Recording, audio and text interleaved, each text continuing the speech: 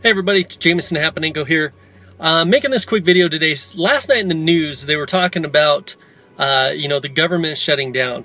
And so I don't usually watch a lot of TV, but I figured, this might be a hot topic. So I figured I'd do a little bit of research.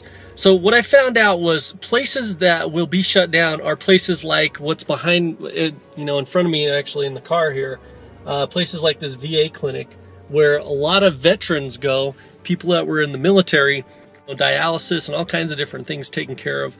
I wasn't really aware how these things worked, but I was able for about a good part of a year or so to really work closely with my grandfather and taking him over to the VA clinic and really learning what the VA clinic was all about right before he died earlier this year. But it's kind of sad that a lot of these people have sacrificed their lives for war and for governments to ultimately make a lot of money off of these wars. I guess not really the governments, but these big business people to make a lot of money off of selling weapons and different things in these wars. And then the government basically shuts down and does has to close places like these VA clinics. Now it's kind of interesting, guys, because who really benefits from all this? It's really it's not the people, obviously, because they're shutting down places like this. They're going to be shutting down, national monuments and different federal areas that people actually visit. Gettysburg. There's all kinds of different places. Those are going to be getting shut down. National parks. That's another one. Museums, like all the museums in D.C. will be getting shut down. And so people are concerned about it. So why is it such a big concern? It's a lot deeper than a lot of people think. A lot of people just think, well, the government can just print more money. In all actuality, the government's not the one printing the money. It's the Federal Reserve that prints the money. And why would the government shut down if they could just print all the money they wanted to? It's not because they can print money. It's because they have to borrow it from the Federal Reserve. See, guys, the Federal Reserve is far from the federal government as anything. It's like considered, you can consider Federal Express, FedEx,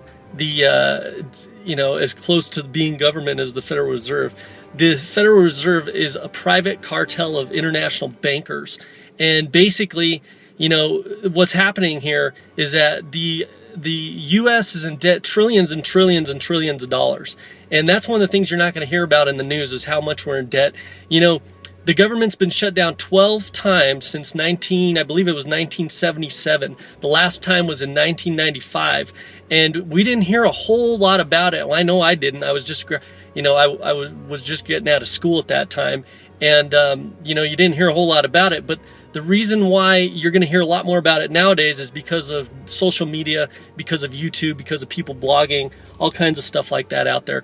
Now, the thing is, guys, is that the government owes these private bankers money, and it's just like a regular business. If you owe the bankers a lot of money, they can basically shut you down if you don't get your lines of credit approved, or, if you don't get a higher, like what the government calls debt ceiling, which is basically more operating capital for the country to keep running. So, inevitably, guys, it's going to affect everybody here in the United States. And, even if they get this thing figured out soon, it's just going to happen again. I mean, we heard about it in 2011 when they were talking about going off the fiscal cliff.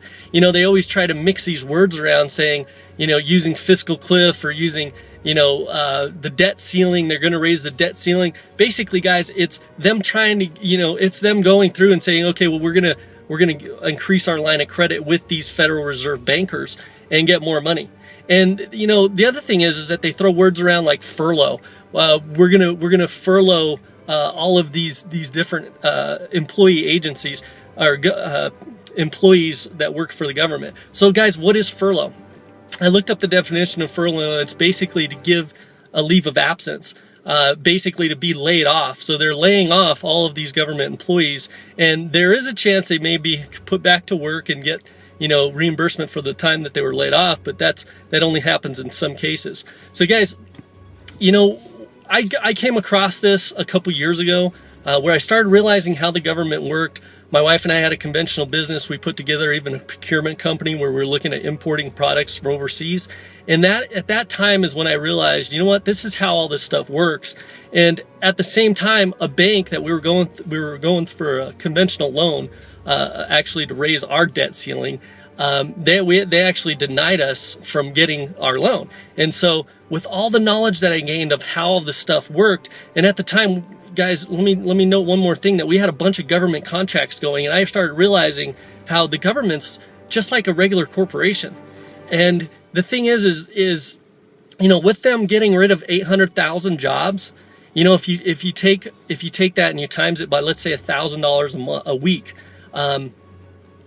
which is a lot of money. I mean, you can say, okay, well, that's $800 million a week that they can potentially save if everybody was making, you know, roughly, give or take, under 1,000 or over 1,000. That's $800 million a week that these guys are going to be saving. So it's no different than a business downsizing. But what does it do? It affects a lot of different things out there. And what's going to happen? It's going to affect a lot of other businesses that are out there. So guys, when I first came across this years ago and I started realizing how all this stuff worked and I had all these government projects, I said, you know what? They denied me a loan.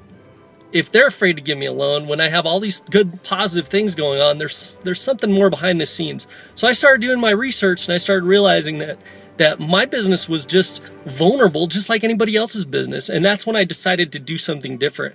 Now, guys, I help people make money on the internet. I help people set up different streams of income, alternative streams of income, we could say, just like you would with like a rental property or something different like that, except we're not really subject to all the different things, negative things that could happen as you would be in a conventional business or as you would be even in doing conventional real estate. You know, I help people build online real estate, which is a totally different concept, guys. So I would love to show you how this stuff works. Don't let this economy affect you. Take control of your own personal economy and learn how you can affect your personal economy to help you and your family out indefinitely, to where you're not relying on government and their bad decisions and how much debt they're in. Ultimately, guys, they're going to fail. So I would do whatever you can in your power right now to protect yourself so you don't fail with them.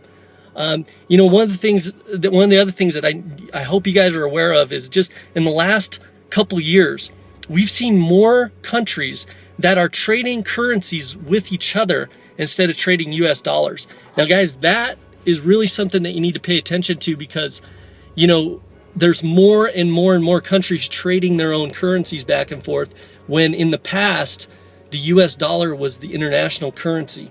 And that is slowly going away. So slowly, it's going to get nasty out there, guys. So I would suggest you take control of your own life and you start, figuring out how you can create alternative sources of income. And I can help you do that.